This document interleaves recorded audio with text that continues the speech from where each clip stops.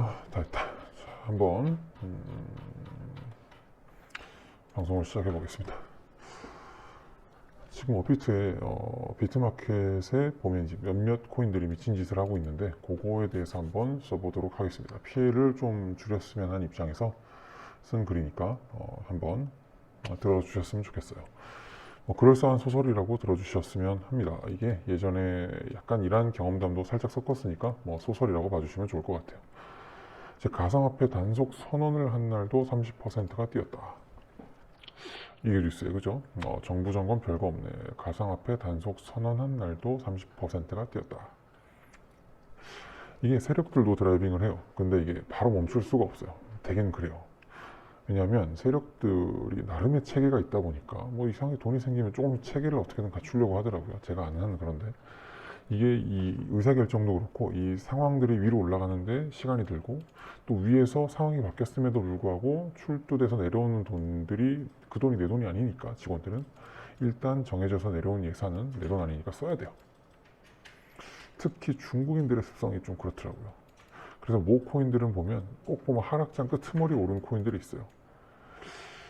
자, 여기까지만 하고. 자, 그래서 환경이 급하게 바뀌면은 그 상황이 아래에서 다시 위로 전달되는 생각보다 시간이 걸려요. 아마 단속한 날도 30%가 뛴 건 저는 아마 이런 이유지 않을까 생각이 들어요. 아무튼 이런 느릿해진 조직 속에서도 이제 점검을 한다는 이야기가 위로 들어갔고, 네, 그죠? 그래서 이걸 바로 접을 것이냐? 못 접죠. 왜냐하면 하든 돈벌이가 있으니까. 그래서 돈을 막으면 BTC로 하면 되는 거니까, 그죠? 이건 사실 더 쉽죠, 그죠? 그래서 어제 오늘 이제 BTC 시장의 펌핑이 일어나지 않았을까 생각이 들어요. K뱅크나 다른 은행을 거치지 않으니까 이를테면 이쪽으로 오십시오 선생님, 여기가 아직 단속이 없습니다. 이런 식으로 얘기를 했겠죠. 24시간 동안 움직이는 장을 특정 시간에만 열자고 네. 정부가 이야기하는 상황이에요. 그죠?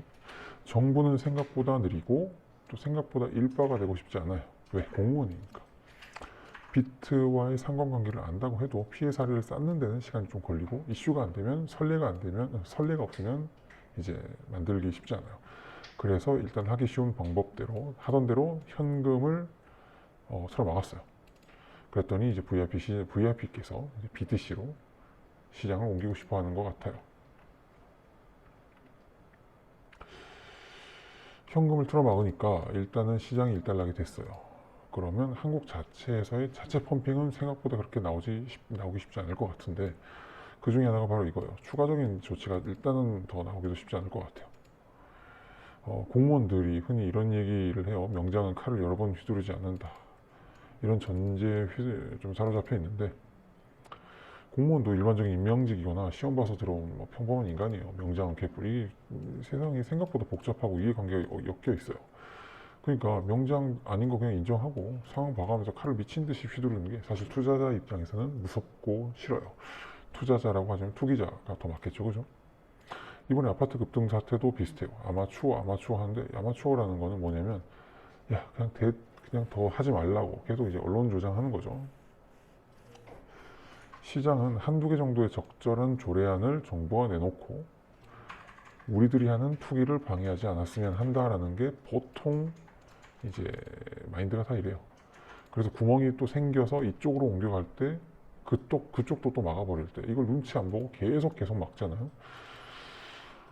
그러면은 진짜 그것만큼 투기하는 사람 입장에서 싫은 게 없죠, 그죠? 지금 딱 저희가 약간 이런 상황인 것 같아요, 그죠? 하지만 원화마켓을 사람들이 훨씬 더 선호해요. 왜냐? 팔면 바로 돈이니까.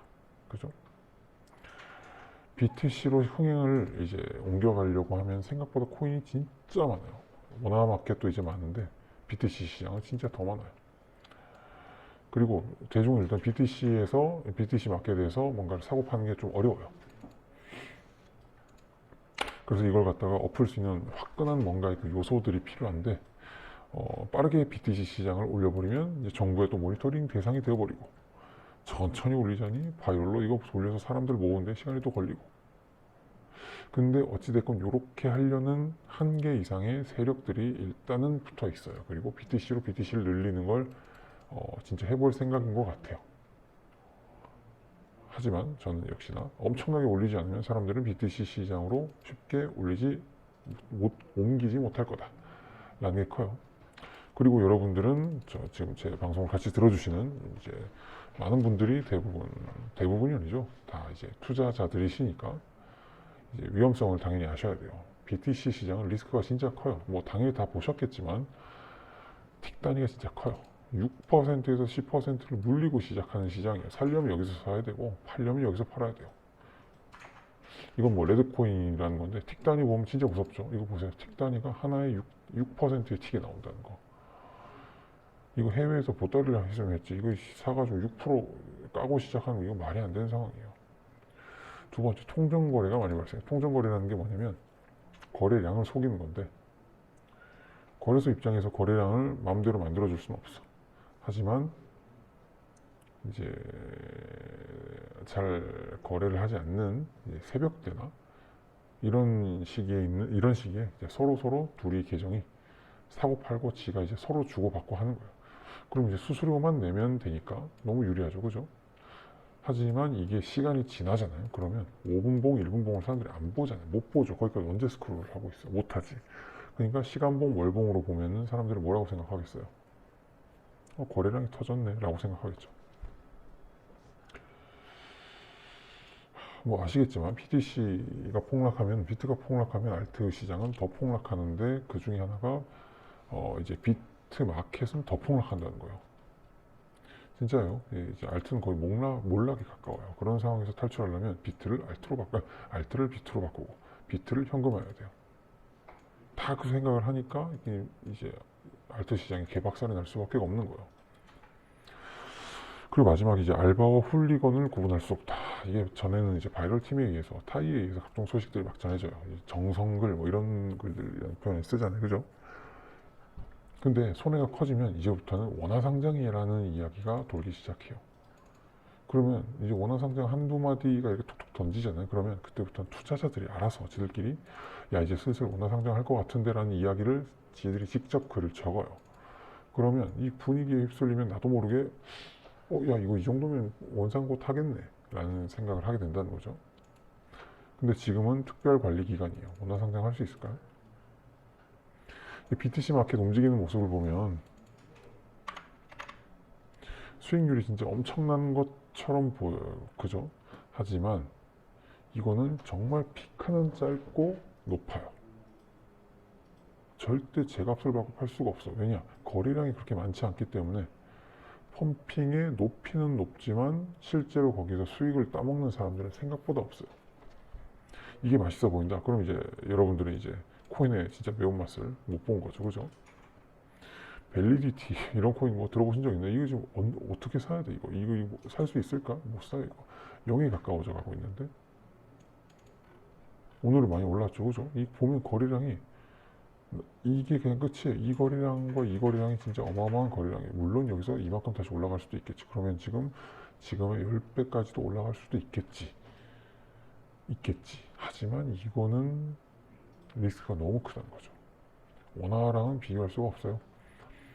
모르겠어요. 이 코인은 또 무슨 코인인지 끝없이 내리고 있어요. 사실 이게 보면은 처음에 거래할 때 당시에 코인 하나당 2비트까지 올라갔던 미친 코인이에요. 그랬다가 계속 떨어지고 있는 거죠. 이거 하락 추세가 꺾이지 않는 상태에서 사는 거는 미친 짓입니다, 진짜로. 원화상장이면 이제부터 슬슬 들어가 볼까? 라고 해서 조막선을 잡을 수가 있는데 BTC 시장은 나름대로 깐깐한 사람들이 모여있기 때문에 원화시장보다 훨씬 더 난이도가 높아요. 그래서 물리면 진짜 답이 없어요. 대신 소액이면 상관이 없어요, 진짜로. 50만 원짜리를 끝없이 하락하는 시장에다가 50만 원짜리라도 끝없이 하락하는 BTC 마켓에다가 10개를 나눠 산다. 그러면 약간 로또 산다는 생각으로 하면 접근하면 뭐 가능은 할 것 같아요. 근데 이걸 갖다 한 종목에 막 1000만 원, 1억씩 사면은 이건 진짜 신내림이 아니면은 진짜 쉽지 않아요. 네. 그러는 너는 샀냐? 라고 해서 저는 사실 사요. 저는 삽니다. 전 로또 산 기분으로 매주 10만 원씩 삽니다. 뭐 로또 살 바에 이거 사는 게 차라리 버리진 않으니까 적어도 그죠? 나중에 오르면 대박이고 안 오르면 그냥 뭐 로또 뭐 꽝 됐다 치면 될 것 같아요. 뭐 이거 올라봐야 뭐 10만 원 사가지고 이게 뭐 아파트가 되게 도지코인 뭐 15,000%씩 올랐지만 뭐 그걸 제외하고는 사실 잘 없죠, 그죠? 그러니까 뭐 네, 저는 오로지 약간 리플은 진짜 엄청 오랫동안 보다 보니까 이게 진짜 시점이라는 게 조금씩 보이는 것 같아요. 이게 뭐 아쉽지만 송충이가 솔림 먹어야지, 그죠? 그 잡코인은 진짜 관심이 없습니다. 이거는 저희 회사에서 미는 프로그램이고요. 이게 보면은 이제 급등 급락할 때 이제 매수 매도를 깔아놓는 프로그램인데, 실제로 나중에 시장이 급등하거나 급락했을 때 여기에 대한 빠른 대응을 하기에는 좀 편한 프로그램이니까 클릭하시면 스마트 스토어로 연결됩니다. 오늘 이야기는 여기까지고요. 만약에 가능하면 한번 방송도 한번 켜보도록 하겠습니다. 감사합니다.